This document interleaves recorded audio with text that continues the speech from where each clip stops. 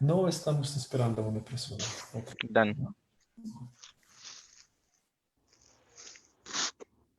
Hello everyone, namaste. Myself Shivam Mishra, and today we are live on a huge platform that is called Yoga Sikshak Sangh with our regular program that is called Yog Manthan with our two international panelists and two our Indian panelists as well. We have Yogi Danius, basically from Ecuador, and he had did tremendous job throughout his journey, yoga journey. And we have Master Emilia Vinci from Italy. So meanwhile, my friends, and two Indian masters as well, Shivam Tomar and Anukriti Sharma as well. So I personally welcome you all on the behalf of Yog Sikshak Sangh. Welcome you all. Okay, all right. So, guys, as we all know that Yoga Manthan is a well-settled program in the era of this yoga journey of our from our childhood to till now. We are having many prestigious jobs, and we did tremendous jobs in yoga as well. Throughout this yoga journey, we find out many obstacles, many hurdles, and we found some solutions as well. Throughout this Yoga Manthan program, we will identify the nature, the adherences of the yoga, and we will identify some common questions which you are seeking for and you want to answer by the international masters and our national panelists as well. So in the journey, we will ask the question number one to Yogi Dennis. Basically, this question is, a very generic question. Each and every yoga scholars want to know that how international scenario of yoga is tremendously changed as we have huge manner of thinking, huge manner of ideology in yoga in India as well. You know, there are lots of cultural difference in international arenas. Like Southeast Asia have a different scenario, like Europe has a different scenario, like America has a different scenario. In these connotations, what you want to have, what you want to answer throughout the cultural differences in yoga, Yogi Dennis. Well, first of all, I have to say that in my travels, my yoga travels, my personal travels, I have always been delighted to discover that yoga has been able to reach perhaps the furthest corners all around the world. I have now been living in Ecuador for almost 2 years, and the yoga community here is massive, and there's a large number of yoga studios. And given that Ecuador is a small country, there are much bigger countries like Colombia, Brazil, Peru, and yoga is absolutely thriving there. And I'm really happy to be witnessing that, because it seems like with this movement, with the popularization of yoga in every manner, we are definitely going to see an increase of spiritualism in the first place, and also I think more healthy minds. Yes, yes, yes. So one more thing that is a very common and sometimes we feel there are little bit difference, that is called spiritualism. How is spirituality make people together? How is spirituality make people understandable throughout the world adherences? Yogi Dennis, another question to you also. Well, I must say it is perhaps a little unfortunate that yoga is often there is a misconcept about yoga that it's only physical, it's only a form of fitness. Um, People get to experience the yoga on a spiritual level a little bit later on their yoga journey, and it's just, and I think this is a good development, because I think when people get into yoga from the perspective of improving their physical bodies in terms of fitness, it's already good enough, because once they're in, and spirituality will get them.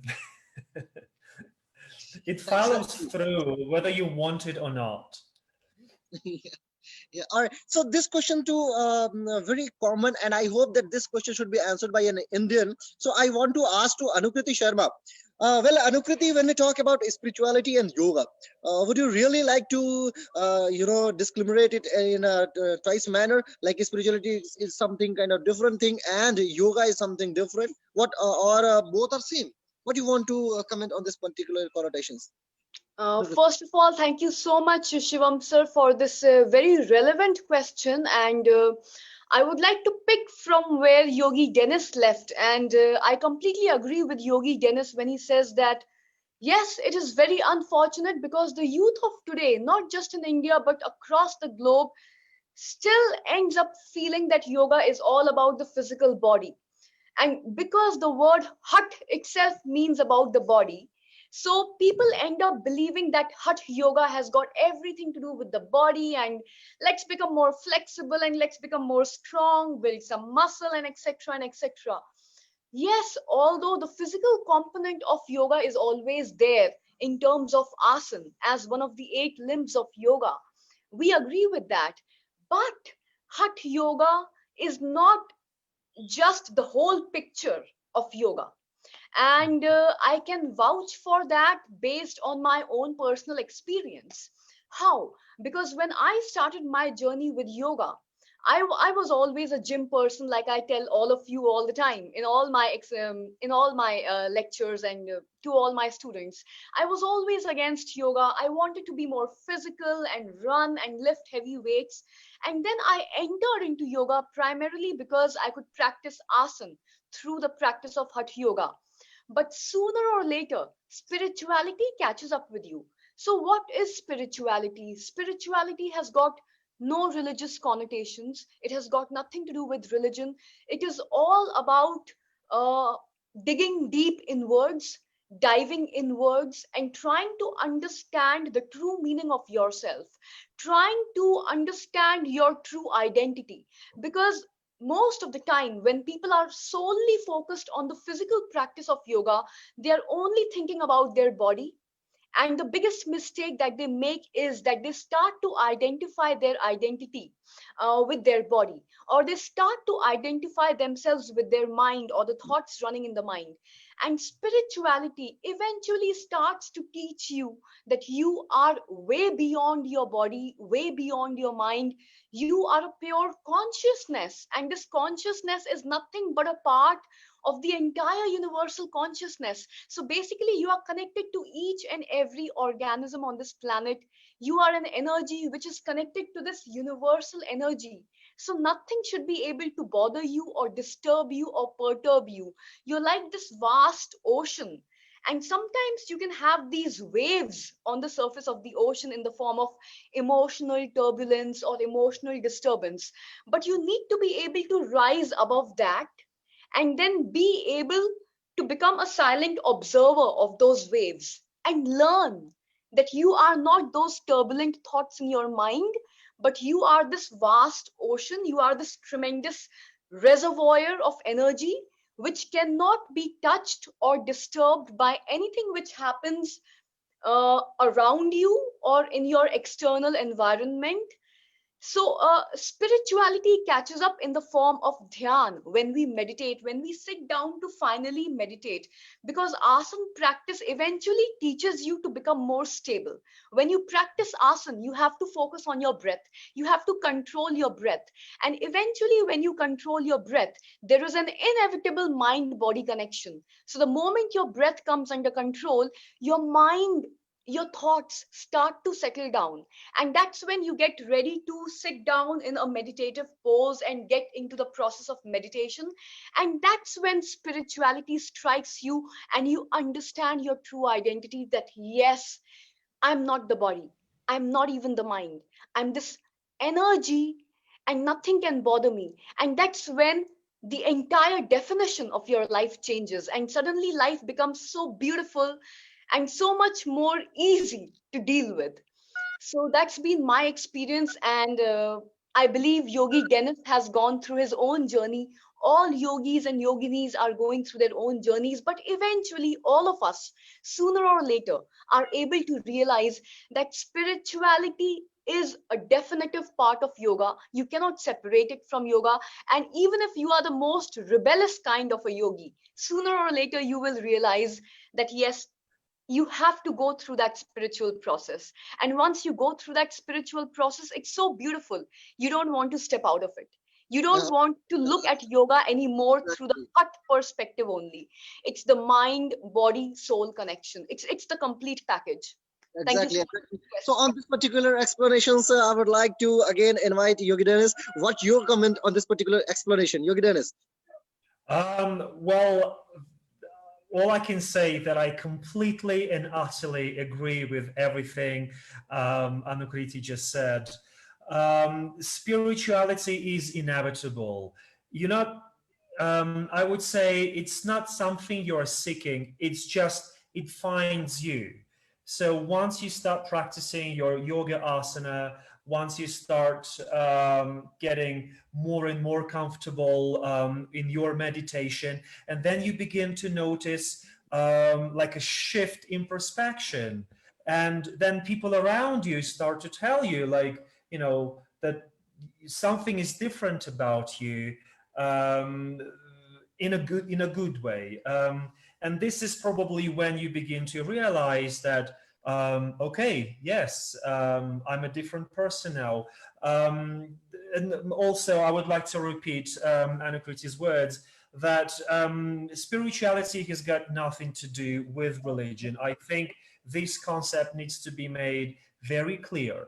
Being religious, unfortunately, again, doesn't often mean being spiritual. Whereas being spiritual often helps you with your religion, whatever faith you follow. So, one way or another, once you step on your yoga journey, at some stage, the spirituality will find you. Yes, exactly. And this is what we want to deliver throughout our this program and this executions in the in yoga relevancy. What we want to digging throughout this explanations, we want to identify the need of yoga in yourself only, not only for society. Yoga is required for your soul as well. So, my dear friends who are looking to uplift themselves in the journey in the field of yoga, they have to find some more connotations throughout this conversation as well. So now I am moving towards Shivam Toma. Shivam Toma, when we ask, and we have Master Amelia Vinci as well, but I have information that her network is a little bit slow or technical issues she is facing. So that's why I'm not asking two question to Amelia Vinci, Master Amelia Vinci. So now I am moving towards Shivam Toma as well. Shivam, when we talk about the spirituality in only for your body, and when we talk about spirituality on the international phenomena, there are something different we find out. Like Indians are a little bit different spiritualism. Indians are having with some kind of different spiritualism. But meanwhile, when we are sitting in the very last of the America, very last of the USA, you are finding a little bit different kind of cultural adherences, different kind of mannerism, different kind of feelings or explanations. But meanwhile, end of the day, your goal are same. So how this journey differentiate Indian from the international phenomena. Differentiations between Indian spiritualism and international spiritualism, which you are not facing, but as an Indian spiritualism you are facing right now. How you can explain that what actually Indian spiritualism is? Um, as you have said that both these things are same. We both have same goal. But what happens in India, we are more, you can say that we are more towards our culture. So we, this, you say a kid, he is growing up with these things. He know that it happens in other forms. Maybe you can say that in puja that we do. So in these things, it is there, it is in our culture. But we, as a kid, he has not find it out yet. Through yoga, we are able to experience it within. So the concept is around us in our society in India, but to experience it, you have to go through the your journey to experience it really inside of you. So this is what in India our culture teaches us, that these things are there, that there is a God, you can say, or a higher power there in other forms. We tell our kids, and we should worship it, and we should worship it within us, and we should follow this and that, niyams and yams, which are also mentioned in 8 limbs of yoga. So every kid is, from the beginning, he knows that these things are there, and he knows that, oh yes, there is something spirituality, there is something, a higher self, but he is not able to find it out until he obviously follows his own journey to find it out. So that is what I think is different, it is Yeah, the difference between Indian culture. Yeah. yes, on this And particular explanation, I want to connotate by Anukriti Sharma. Anukriti, please review this comment and comment your own thinking and ideologistic view. What actually this is? Thank you so much for that forwarded question, Shivam sir. Just like Shivam also mentioned, spirituality, although it means the same thing when you look at the word from the dictionary point of view, spirituality is all about diving deep inwards and understanding your true self in terms of energy. But when it comes to India, and sadly so, what I have realized in different homes, even though yoga is being practiced in India, being an Indian myself, this has been a very honest observation of mine, and probably Yogi Dennis might also agree with me. When it comes to the Indian culture, the Indian land as such, despite practicing yoga for years and years, and despite understanding that the goal of yoga is not just physical, it's about the body, the mind, and the soul. It's about dhyan, and ultimately it's about samadhi, or the ultimate culmination of our energy with the universal energy. But we still somewhere have this tendency to mix a little bit of idol worship into spirituality. We tend to give it a form, we tend to give it a name. So, the concept of prayer, the concept of praying to a deity or a god with a certain name comes into the picture. Now, with all due respect to all this happening in the Indian culture, because everybody has their own mindset, some people who reach a higher state of spirituality, or who reach a higher state of self realization, are able to understand that the true power, which is the supreme universal power, already exists within you. And you do not need to seek it outside in the form of a deity, or a statue, or an image, or a name. But some people who are on that beautiful journey of spirituality still need uh, an object or a name to attach to, so that they can continue on their spiritual journey. So, for example, if I take my own example, because I always like to talk from my perspective and not through somebody else's, when it comes to me and my yoga journey, I believe that that guiding spiritual energy, that guiding universal energy is inside me. Why? Because I'm already a part of it. But some people might want to attach that energy, which they already have within, to a deity which is kept in front of them. And there's nothing wrong in that, because um, it's a slightly different mean, but everybody is trying to reach the same goal. And the goal is self realization, realizing that we ourselves are that enormous reservoir of energy. So some people might not want to worship a deity or a name given to a deity, but some people might want to worship a deity because that gives them power, a power which we can call faith, because faith on this spiritual journey is very important. So I, Anukriti, can have faith in myself, believing that I already have that universal energy inside me. And somebody else might feel that their spiritual energy, their energy, is being derived from a deity which is kept in front of them. So it ultimately becomes a question of faith. So as long as we have faith, all of us can continue on this spiritual journey and come to the destination of self realization. So there's nothing wrong in deity worship. But if there are people who do not believe in deity worship, then that's equally fine as well, because all of us are on the same journey and the goal is self realization. As long as the goal is the same, there's no problem. But people just need to understand that yes, there is a spiritual goal as far as yoga is concerned, and we should never forget that. So DT or Exactly. no DT, no problem, as long as the goal is the same. We Thank you are for the question. absolutely, we are absolutely agree. Now, one more thing, Indian audience want to know that whenever India, not only India, in fact, whole world is having a different kind of subject in their perspective, in their phenomena. They are having quick researches, but yoga is a single field of education where we are giving degrees, we are giving certificates, but we are not doing any, relevant researches.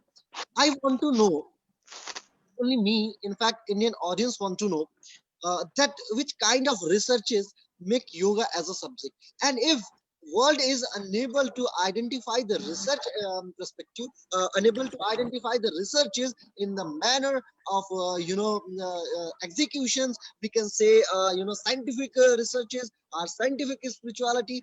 What we need to ask from them, what we want to do some researches, why west or east, in fact, or India itself not regulating any scientific researches in yoga. We are having only spiritual, like one can say very nominal phenomena that yoga is only a matter of talk. You can say I have energy. One can say, and they have enough capability to say this word also. So how we can prove? You can, Dennis, when we talk about some researches, when we talk about which kind of researches yoga need to seek only. All right. So, what kind of researches you want to push, or what you want to comment on this connotation?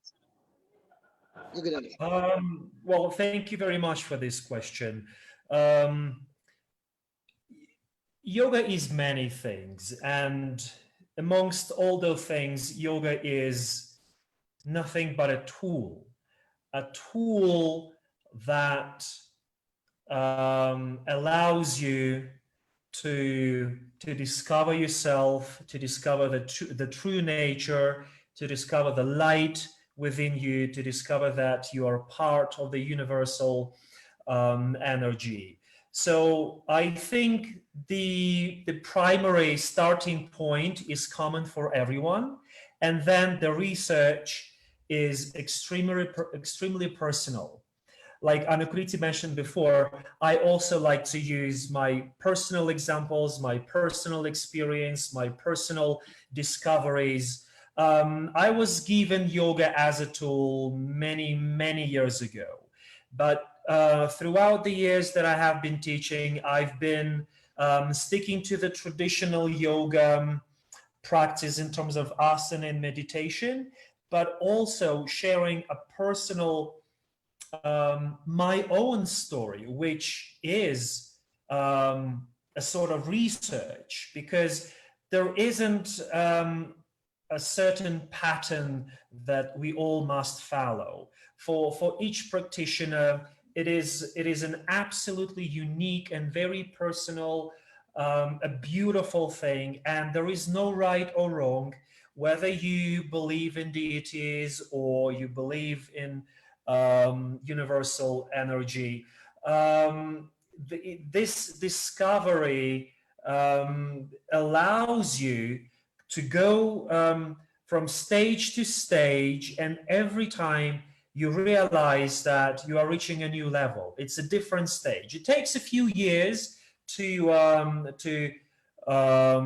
move from one stage to the next. So to summarize, I would have to say that the research is observation, self-observation, observation of the things around you, people around you, your practitioners, a stranger on a bus, your attitude toward things and how you perceive things. That is the best research you can do, as long as you put enough attention to that when you start to observe.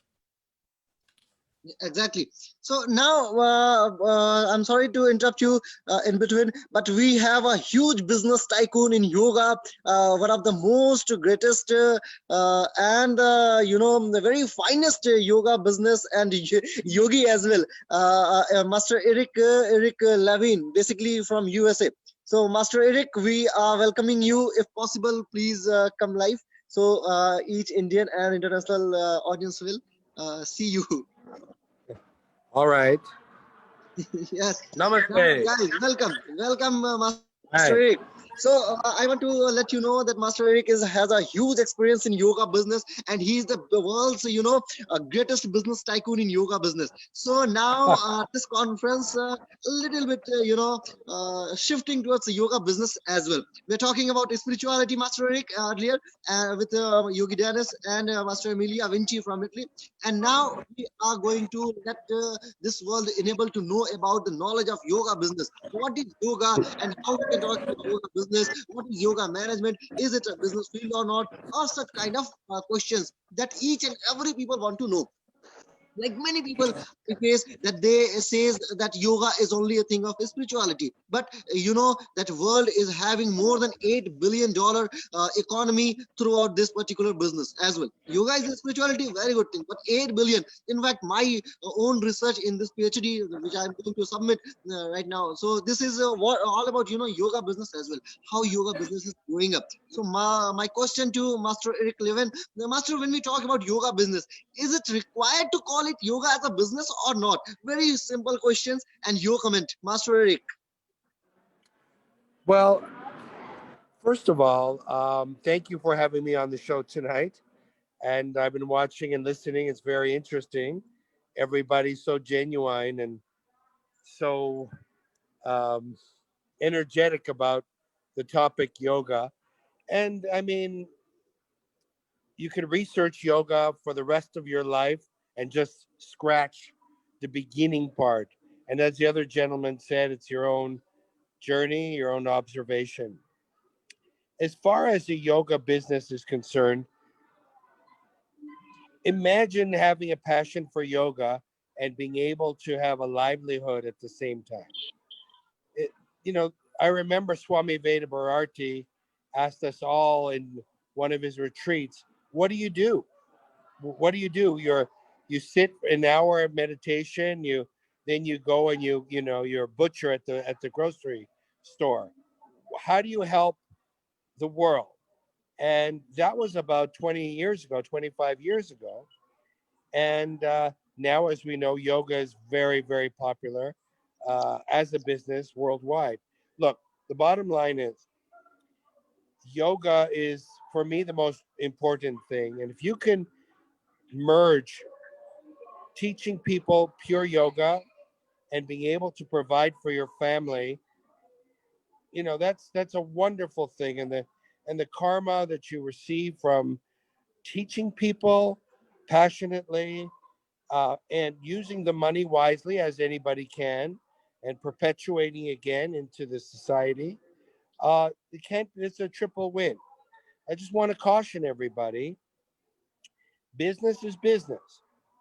And because you're a great, you can do the most wonderful asanas, it's not going to help you in business. You have to understand all aspects as if you're opening up a shoe store, as if you're opening up a gym, as if you're opening up a clothing store. You have to have sound business principles. And you you have to actually, I wouldn't recommend starting a business until you worked for someone who has a successful business and start that way.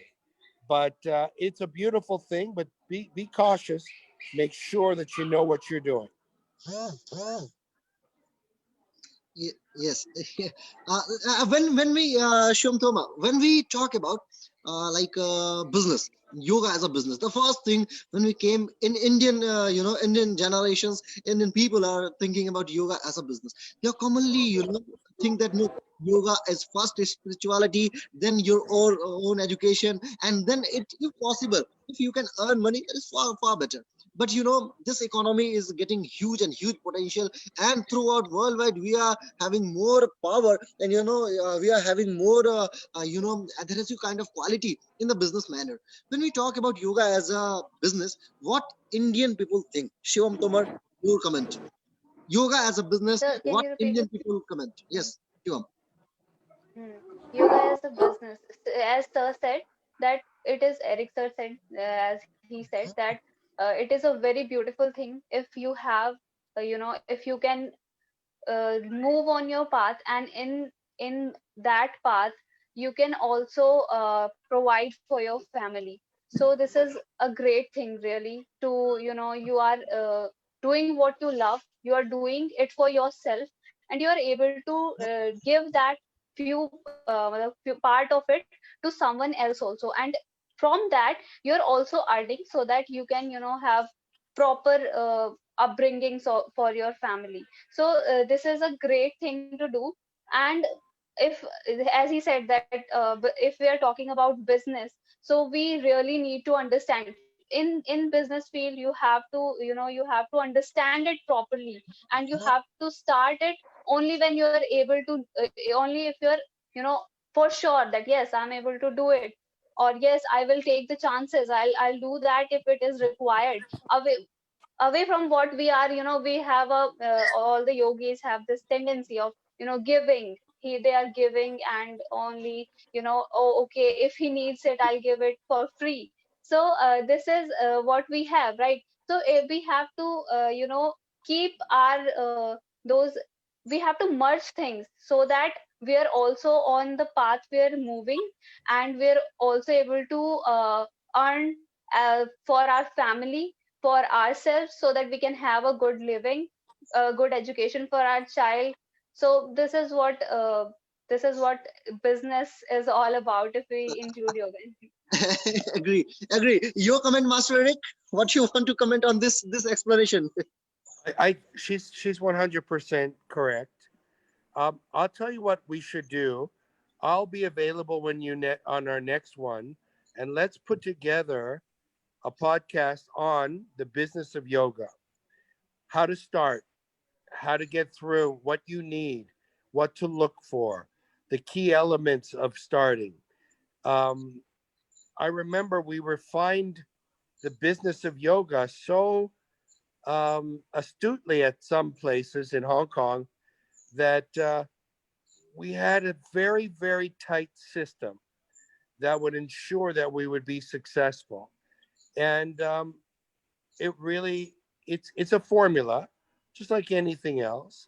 And so, why don't we set up a time, an hour's podcast where we walk from A to Z, have question and answers, and really get down to it? Because the saddest thing for me is to see someone with wonderful intentions fail in business because they love to do yoga, but they have never been taught how to make money. And they do go, there's nothing wrong with making money. It's what you do with that money that counts. And yoga is the best way to make it and to share and to be able to help others. Hey, many times we had 25% of our members absolutely free. They couldn't afford it. They showed us they had a hardship. They were able to use, and eventually we taught them to become certified teachers, and that helped them as well. But again, as the lady before me said, it's the best way to merge your passion and be able to take care of your family. As long, look, you didn't learn yoga in a day. You didn't learn it in a month. It never stops. You keep learning. Business is like that, unfortunately. It's not as Yes. fun, but it's a bit, you have to know step by step. Yes, I would like to, connect it with a very famous economist of world, Marx. Marx was like Marx's theory of economy was such kind of theory that you have to, relate such kind of things. Like, Adam Smith. Adam Smith was the almost father of economy worldwide, and he is well known for his economical perspective. My dear friends, when we talk about yoga as an economical perspective, not only a business, as per economy is more than business. All right. When we talk about management of yoga, when we talk about financial management of yoga, when we talk about marketing management of yoga, when we talk about personal management of yoga, we have huge potential. And throughout this whole connotations, we have to identify. See, yoga can uplift yourself in a positive manner. All right, that's far better. You can uplift the society in a positive manner, but there are some social responsibilities on you as well to uplift this economy. And if this economy will uplift it, then definitely this the thinking, the ideology, and the spirituality will grab the whole world, and you can able to set what you want to set as an ideologist thinker. All right, so I am moving towards Anukriti Sharma. Anukriti Sharma, when we talk about yoga as a business, your comment, please. Thank you so much for that question. And definitely 100% I agree with Master Eric Levine. Like he said, there is nothing wrong with making money. This thing which Sir said, it really struck with me. I completely believe in it. There is nothing wrong in making money. In fact, you need to, you should, because you have a duty and a responsibility towards your family as well. You have to provide for your family. But yes, it's how you use that money, and it's the purpose which you attach to that money that really counts. How that money can be put to good use so that you can serve more people, so that you can make this world a better place. Because in order to make a change in this world, whether we like it or not, especially in today's times, money is needed. And if we have the tool of money, we are in a position to make a lot of positive change in the world. So it is a matter of using our sense of discretion. Some people can put the same money to bad use, and another set of people can use the same amount of money to good use to serve more people. So just like Master Eric also said, we did not learn yoga in a day. It took us years and years. It was a step by step personal journey for everyone.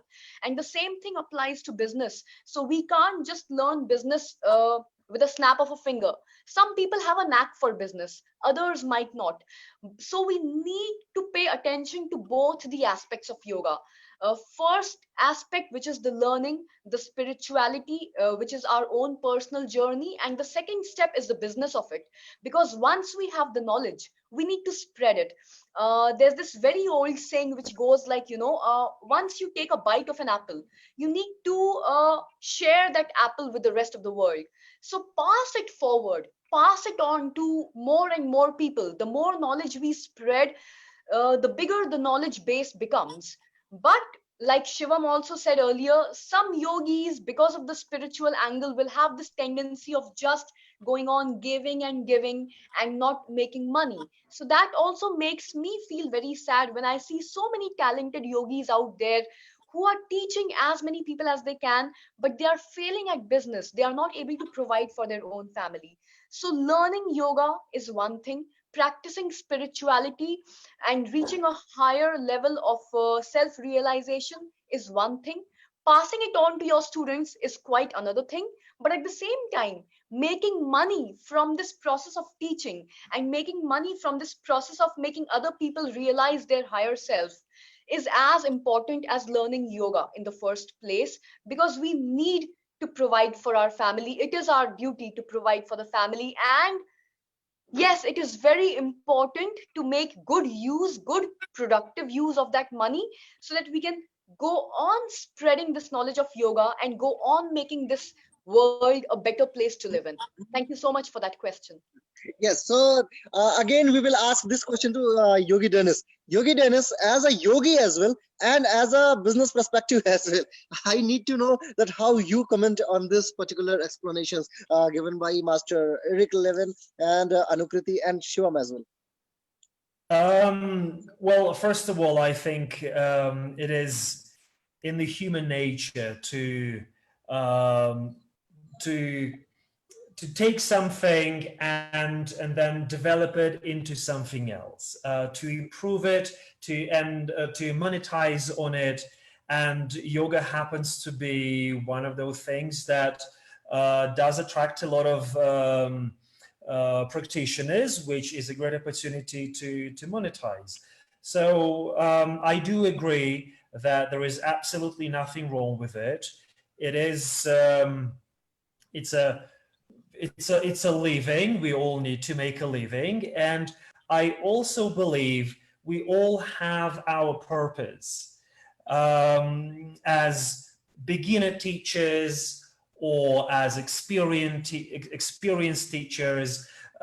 You are a kind of an artist that needs to be managed, by someone who understands how the business world works. This way, like Anakriti mentioned a minute ago, there's so many talented practitioners, so many talented teachers who have a lot to share, but they do not know how to organize it into a business. And I do agree with Eric that it does take years and years, and it's only through failing, making mistakes, and then learning from those mistakes business-wise that finally sets you on the right business path that you may call yourself a successful businessman.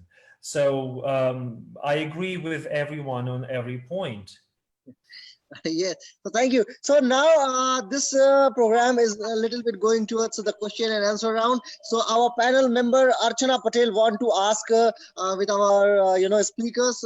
Archana, your questions, please. What you want to know with our international guest, and what you want to acquire the knowledge throughout their journey. Archana. Yes, sir. Hello, everyone, and namaste. My question is, we all know about national value and scope of yoga. So my question is, the scope and value of yoga internationally is same or it is less than aerobics, Zumba and exercises?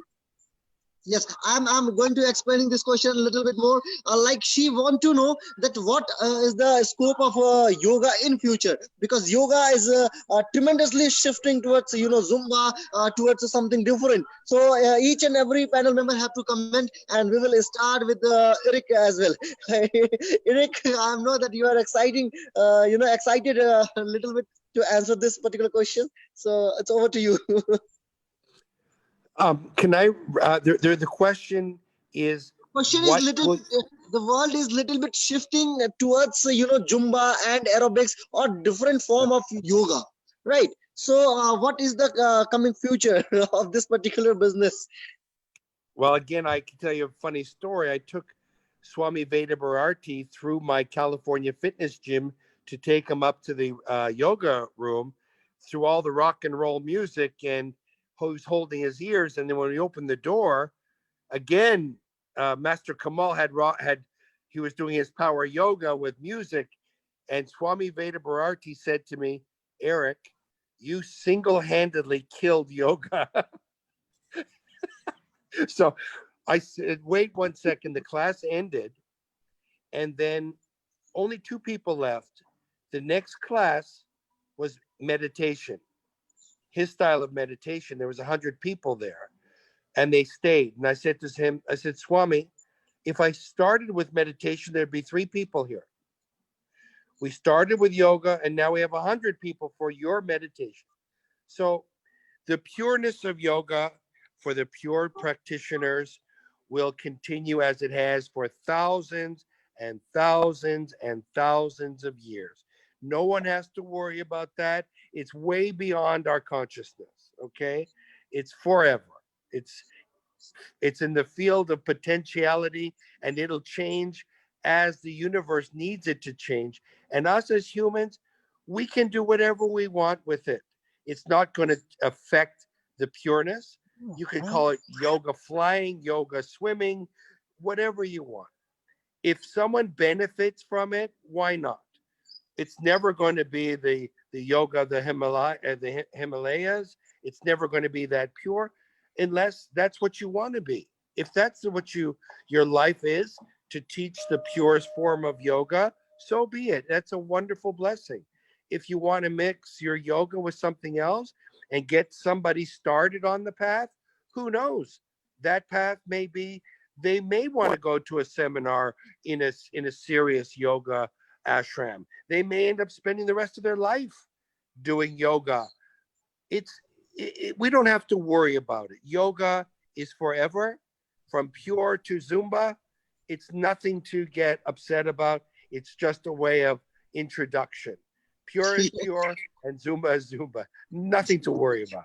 So, Archana, I hope that you get a proper explanation through Eric. Now, we are a little bit shifting towards Shivam Tomar as well. Shivam, your comment.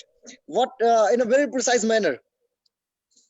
I completely agree with Eric here because, once you, in any form, you take yoga in any form, as you're coming into yoga, you're practicing yoga for physical benefits only. You will, as we were discussing before before business part, we were discussing about spirituality. So spirituality will find you, and again, you started it for physical benefits only, but you will find spirituality will find you, and you will love it, and you will, pass it on in any form. Maybe you will tell your friend, oh, hey, I experienced this today, so he will also be interested. Oh, I also want to experience that, right? So it will continue, as he says, that it is way away from our hand.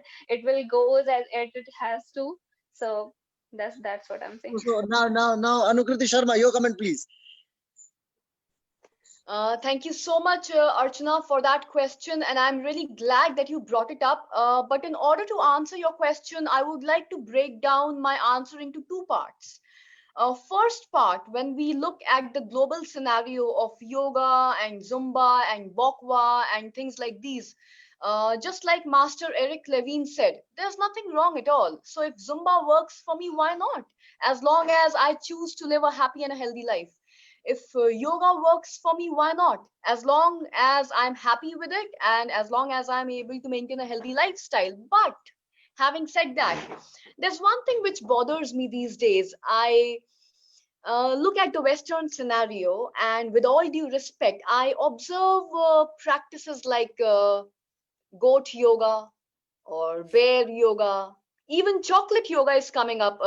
Master Dennis might know. So we have something like chocolate yoga and things like chocolate meditation coming up.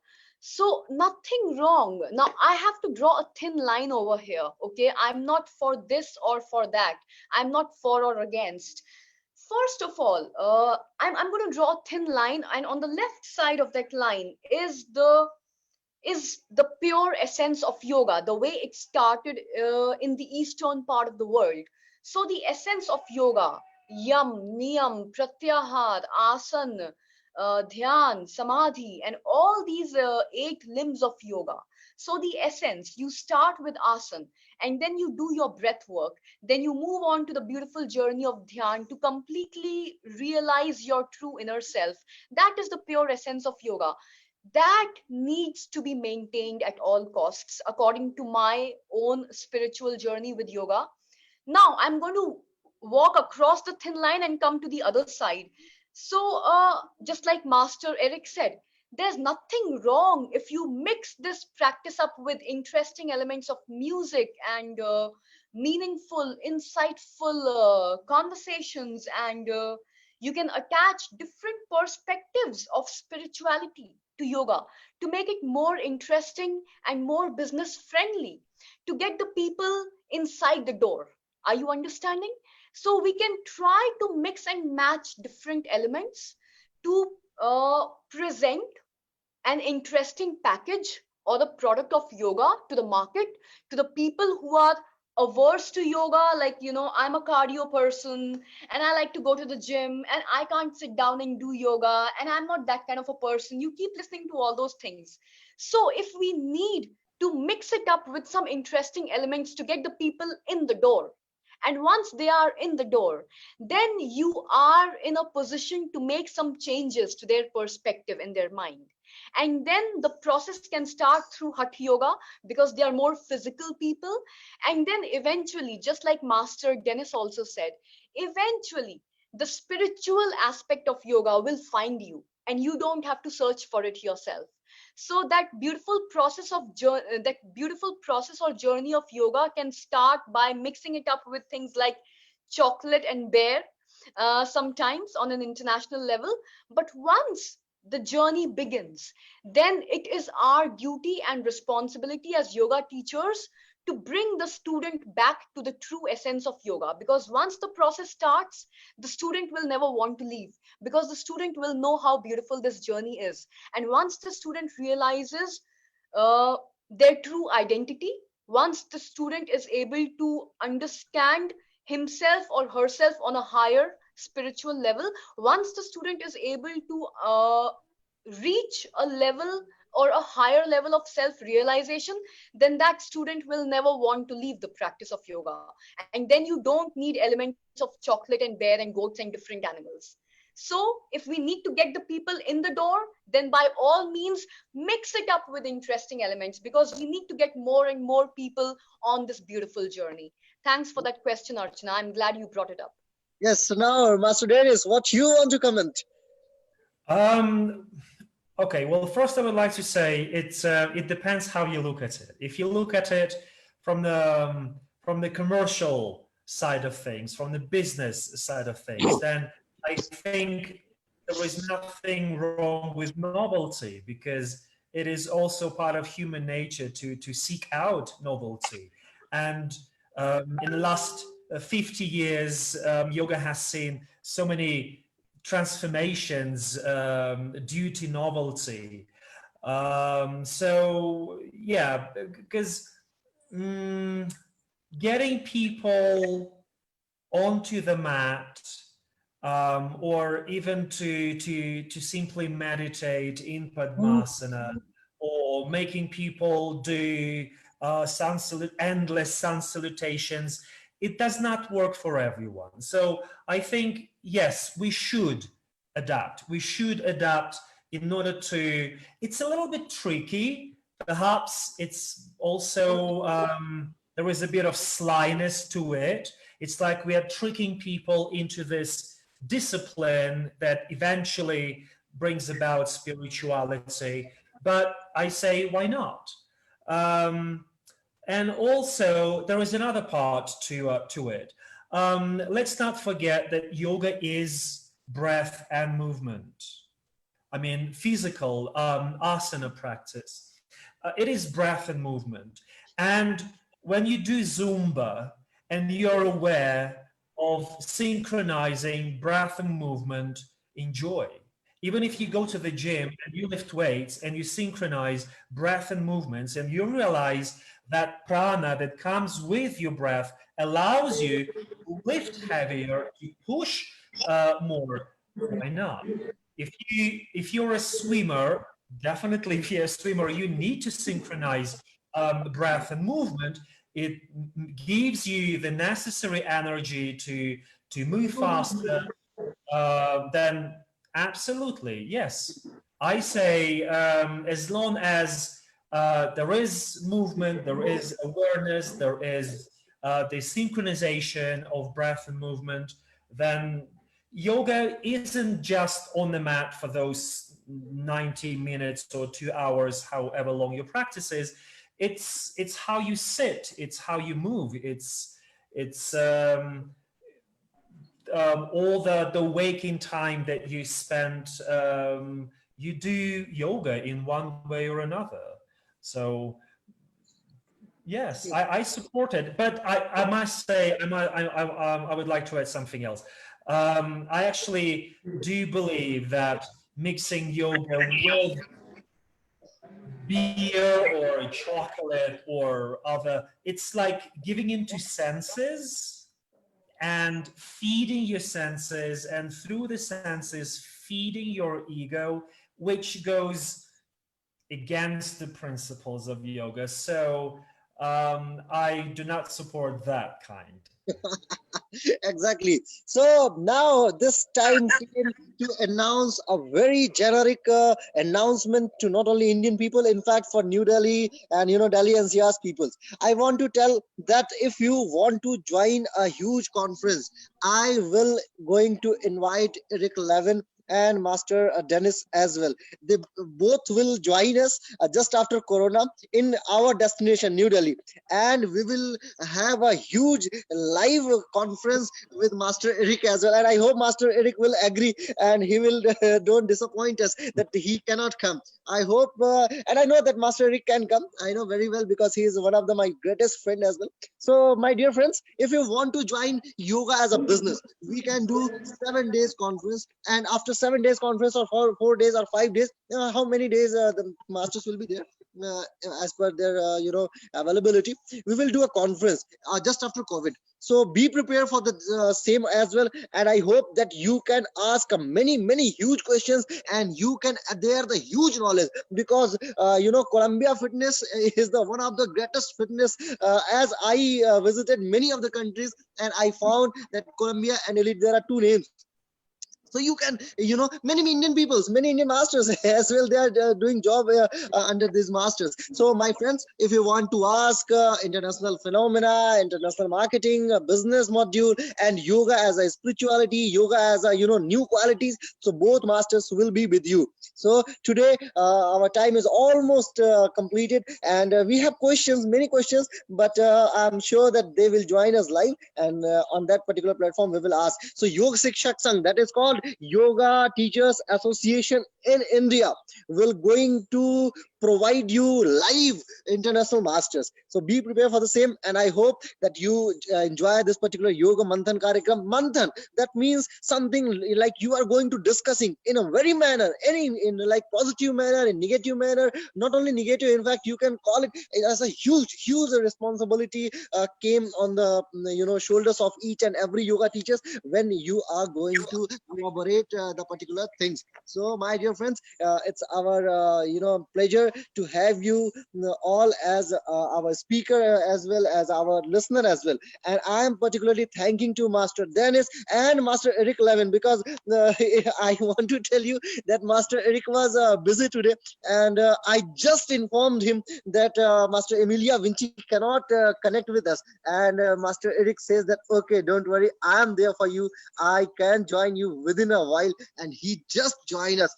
So I'm really thankful, Master Eric, that you always save my safeguards as well for me, and Indian audience will definitely love you, and I'm sure that you enjoyed this session. And with these words, I'm thanking to Anukriti Sharma and Shivam Tomar as well, and our hidden conferences, that is called Vandana Gupta and Prashant sir, and Master Emilia Vinci as well. So I'm thanking you all to join us today, and very thank to Master Dennis and Master Eric that they provided their precious time for more than 1 hour to us as well. So thank you for today, and we'll meet again, I hope so, in a positive manner. Thank you so much for Thank joining. you. Thank you so much, Master Dennis, and thank you so much, Master Eric. It has been a very wonderful and an insightful session with both of you. I can't express my gratitude enough. My Thank you. pleasure. Thank you again. Thank you, sir. Thank you. Namaste. Thank you